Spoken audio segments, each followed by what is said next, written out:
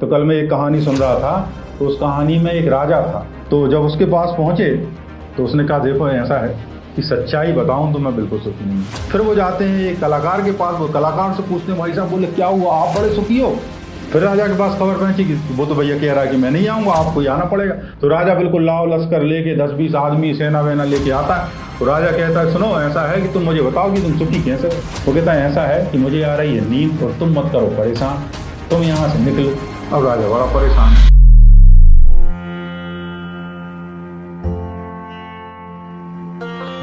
हरे कृष्णा। अध्याय क्रमांक 2 के श्लोक क्रमांक 64 में भगवान कहते हैं राग द्वेष विमुक्त आत्मा विषया इंद्रियश्चरण आत्मावश्य विधेय आत्मा प्रसादम अधिगच्छति। किंतु समस्त राग और द्वेष से मुक्त और अपनी इंद्रियों को संयम द्वारा वश में करने में समर्थ व्यक्ति भगवान की पूर्ण कृपा को प्राप्त कर सकता है। तो यहाँ भगवान की पूर्ण कृपा को कौन प्राप्त कर सकता है? जिसने अपनी इंद्रियों को संयम में कर लिया है और वश में कर लिया है। इंद्रियां कौन है? इंद्रियां जो आपकी भीतर इंद्रियां हैं। अब इसमें एक सवाल ये पैदा होता है कि आपकी इंद्रियां क्या आँख, नाक, कान और आपके मुंह क्या केवल यही हैं? तो इंद्रियां वो होती हैं जो इस मन को भी चलायमान करती हैं। मन का एक तरह का सॉफ्टवेयर है। मन भी इंद्रियों में ही शामिल है। ज्ञान इंद्रिय, कर्म इंद्रिय, मन की इंद्रियां, घ्राण शक्ति की इंद्रियां, सुनने की इंद्रियां, बोलने की इंद्रियां, तो ये सब इंद्रियां हैं।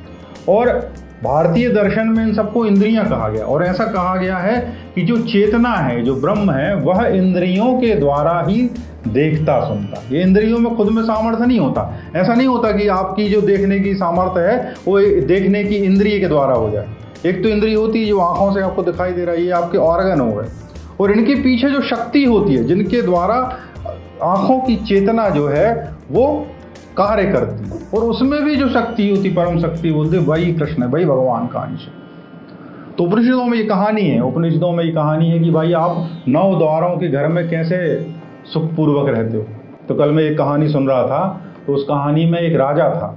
अब वो राजा जो है बड़ा दुखी था। बोले मुझे प्रसन्नता नहीं होती। तो उसके मंत्री संतरी आते हैं, बोले साहब क्यों प्रसन्नता नहीं होती? अरे यार बोले किसी चीज़ में मन ही नहीं लगता। बोले एक काम करते हैं, आपके लिए नृत्य करवाते हैं। अरे बोले नृत्यांगनाओं को देख देख के तो मैं थक चुका हूँ।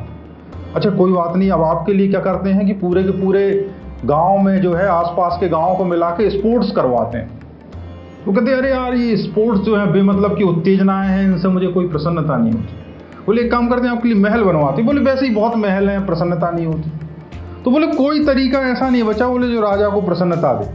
तो मंत्री बड़े निराश हो जाते हैं कि साहब आप ऐसा क्या करने लगे कि आपकी इंद्रियों को, मन को प्रसन्नता हो। तो एक आता है ब्राह्मण। तो ब्राह्मण कहता है कि साहब ऐसा है कि आप एक सुखी आदमी की कमीज पहन लो। जैसे ही आप कमीज पहनोगे बोले आपके हृदय में प्रसन्नता आ जाएगी। तो भैया सुखी आदमी की कमीज कैसे ढूंढी जाए? तो राजा जो है मंत्री की तरफ देखता है। तो मंत्री सिर लटका लेता, बोले साहब हम तो आपकी कृपा पे आश्रित हैं, हमको तो यही लगा लेता है कि कब आप नौकरी से निकाल दोगे, इतने भयभीत रहते हैं, हम तो सुखी हैं ही नहीं। फिर राजा ब्राह्मण की तरफ देखता है। तो ब्राह्मण कहता साहब मैं तो इसी मर्जी से आया हूं कि आप 2 पैसे मुझे दे दोगे तो मेरा पेट पलेगा, मैं तो सुखी हो ही नहीं सकता क्योंकि मैं तो आपके 2 पैसे पे आश्रित। फिर राजा कहता है एक काम करो, पूरे राज्य में सुखी आदमी ढूंढ के लाओ, अपने राज्य में बहुत सुखी आदमी। तो दूसरे दिन भैया वो ढूंढना चालू करते हैं सुखी आदमी। सबसे पहले वो एक सबसे धनवान आदमी था गाँव का, उसके पास पहुँचते हैं, उनके नगर का। अब उसके पास पहुंचे तो उससे पूछते हैं कि साहब आपकी कमीज मंगाई है क्यों? बोले आप सबसे सुखी आदमी हो, हर घर आपका धंधा चलता है, आप तो बहुत बड़े माने जाते हो, प्रसन्न माने जाते हो। तो जब उसके पास पहुंचे तो उसने कहा देखो ऐसा है कि सच्चाई बताऊं तो मैं बिल्कुल सुखी नहीं हूँ। बोले क्यों? बोले क्या है, एक तो धंधा, और मैं चाहता हूँ कि मेरा धंधा जो है गाँव गाँव घर घर पहुँचे, हर आदमी मेरी कमीज पहने, हर घर में मेरे दिए आटे से भोजन बने, और हर घर में जो दिया जले उसमें मेरा तेल हो। और जब तक ऐसा ना हो जाए मेरी आंखों में प्रसन्नता नहीं, तो मैं उतना सुखी तो नहीं हूँ, क्योंकि मेरी जो इच्छाएं हैं वो अनंत है। फिर वो जाते हैं एक कलाकार के पास। वो कलाकार से पूछते हैं भाई साहब बोले क्या हुआ, आप बड़े सुखी हो? तो कलाकार कहता है नहीं साहब मेरे पास तो 1000 शर्ट हैं, तुम एक शर्ट क्या 10-20 ले जाओ। तो बोले आप सुखी हो? अरे यार ये मत पूछो सुखी, अभी तो जो है मैंने एक ब्रांड से जो है अपनी सौदा तय किया और अगले 6 महीने तक मैं उस ब्रांड का हूँ। मैं सुखी हूँ कि दुखी हूँ मुझे यही नहीं पता है। क्यों? क्योंकि मेरी जो सेवा है अगले 6 महीने तक उस ब्रांड को दी हुई है। वो मुझे कहेगा कि नाचो तो मैं नाचूंगा, वो कहेगा बैठो तो मैं बैठूंगा। तो फिर वो चाहते हैं किसी एक बड़े खिलाड़ी के पास, उससे बोलते हैं अरे आप बहुत सुखी हो, आप बड़े प्लेयर हो, आपको दुनिया नमस्कार करती है, एक काम करो आपकी शर्ट दे दो। बोलते भैया हटो, ये जो ऐड है ना, ये ऐड यदि नहीं बिका तो अगला गेम भी मुझे नहीं मिलेगा, मैं सुखी कहाँ से हो सकता हूँ। तो बेचारे सैनिक बड़े परेशान हुए, राजा के पास आए, बोले राजा साहब ऐसा है, वो तो कोई सुखी नहीं मिल रहा है। तो अगले दिन मुनादी पिटवा दी जाती है गांव गांव में कि जो सुखी आदमी होगा उस सुखी आदमी को महाराज 500 स्वर्ण मुद्राएं देंगे, और यदि मान लो वो सुखी नहीं पाएगा तो उसको दंड देंगे। कोई सुखी मानने को अपने आप को तैयार नहीं। अब सैनिक बड़े परेशान, सैनिक बेचारे बैठे परेशान, वो कह रहे साहब हम तो इसी बात से दुखी हैं कि कोई सुखी आदमी नहीं मिल रहा, बेचारे रो रहा है ढीप रहा है। अब बोले क्या करें, अब वो एक जगह बैठे रहते हैं, परेशान बैठे हैं, तो उनको पास में एक आदमी जाता है जो बैलगाड़ी के नीचे बैठा रहता है और कुछ खा रहा होता है। तो उससे पूछते और भैया कैसे हो, तो वो कहता मैं तो बहुत सुखी हूँ। तो उनका दिमाग ठनकता, वो बोले यार ये तो सुखी आदमी, इससे मिलते हैं। तो उसके पास जाता, क्या ये क्या बोला तुमने, तुम सुखी आदमी हो? बोले हाँ मैं सुखी आदमी हूँ। तुम सही में सुखी आदमी हो? बोले हाँ मैं सुखी आदमी हूँ। बोले राजा जैसे ही आदमी ढूंढ रहा, तुरंत राजा को खबर पहुंचाई जाती कि सुखी आदमी मिल गया। तो राजा बड़ा प्रसन्न होता, राजा कहता कितने पैसे लगे, लेके आओ उसको मेरे पास। अब लेके आने के लिए सैनिक वैनिक आते हैं, वो कहता है ऐसा क्या है भैया, मैं तो सुखी आदमी हूँ, मुझे कुछ चाहिए नहीं, ना मुझसे कुछ छीना जा सकता। तो तुम यदि मान लो कहते हो कि मैं तुम्हारे साथ चलूँ तो मुझे नहीं चलना, तुम जो करना कल। फिर राजा के पास खबर पहुंची कि वो तो भैया कह रहा है कि मैं नहीं आऊँगा, आपको ही आना पड़ेगा। तो राजा बिल्कुल लाव लश्कर लेके 10-20 आदमी सेना वेना लेके आता है। तो राजा कहता है सुनो ऐसा है कि तुम मुझे बताओ कि तुम सुखी कैसे हो। वो कहता है ऐसा है कि मुझे आ रही है नींद और तुम मत करो परेशान, तुम यहाँ से निकलो। अब राजा बड़ा परेशान, फिर 1-2 दिन परेशान रहता, फिर और सेना को सोना चांदी लेके आता। फिर कहता अरे यार तुम एक काम करो, मुझे सुखी होने का रहस्य बताओ। वो कहता राजा साहब ऐसा है, धूप आ रही है, धूप आन दो, आज मुझे जो है पीठ खुजा रही है, मुझे पीठ खुजान दो, तो मैं तुम जो है अब निकलो यहाँ से, बहुत परेशान कर रहा है। राजा का बहुत दिमाग खराब, बोले 2 कौड़ी का आदमी है और ये बोले मुझे कुछ बता नहीं रहा। लेकिन राजा चूंकि परेशान था, उसकी बड़ी मजबूरी थी, अब उसको लग रहा था कि यही आदमी जो है मुझे सुख होने का रहस्य बताएगा।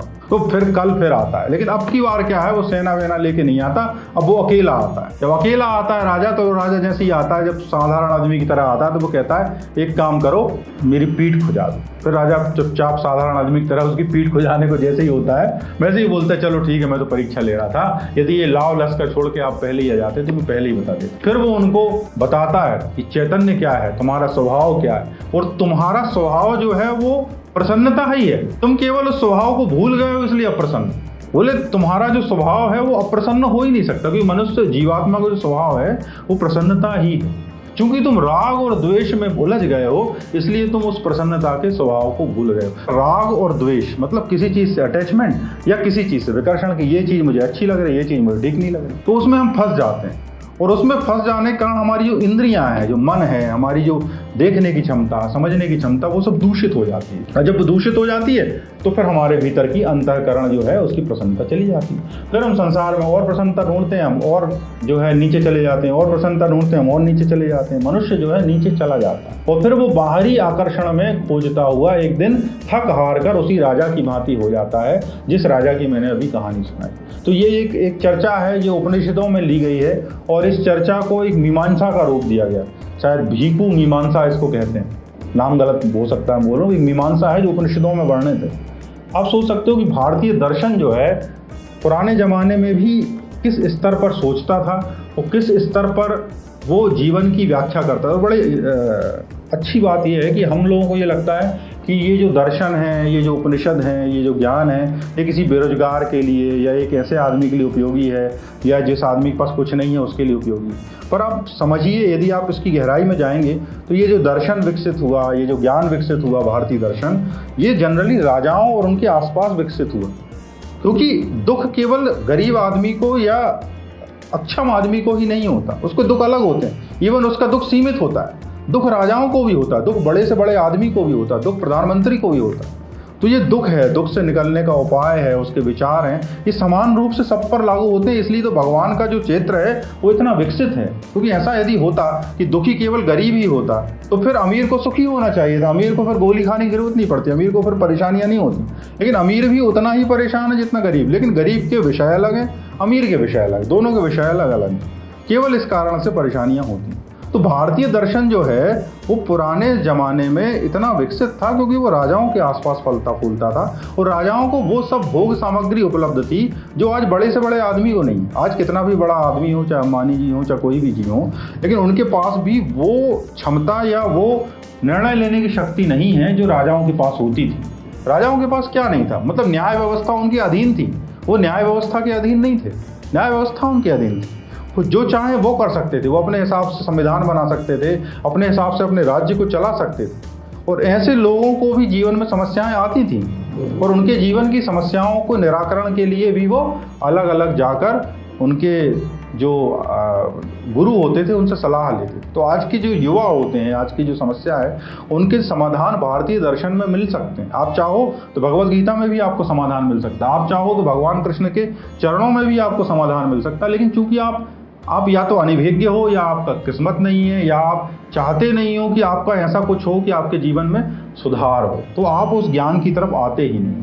तो मेरा बस आप लोगों से इतना अनुरोध है कि आप भारतीय दर्शन चूंकि इतना समृद्ध है, इतना उसमें ज्ञान है कि वो आपकी समस्त समस्याओं का निराकरण दे सकता है, तो आप उसको आएँ, उसमें समझें, उसमें गोते लगाएं और अपने जीवन को बेहतर बनाएं, क्योंकि वो आपके जीवन को बेहतर बनाने के लिए ही है। आप वही का वही जिंदगी भर चबा चबा के खाते रहेंगे, उससे आपके जीवन में कोई सुधार नहीं होने वाला। वही का वही रोज रोज खाओगे, कहाँ तक आनंद मिलेगा।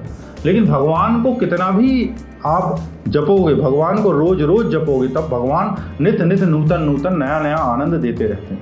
भगवान में अनंत आनंद देने की क्षमता है। सुनने के लिए बहुत बहुत धन्यवाद। हरे कृष्ण।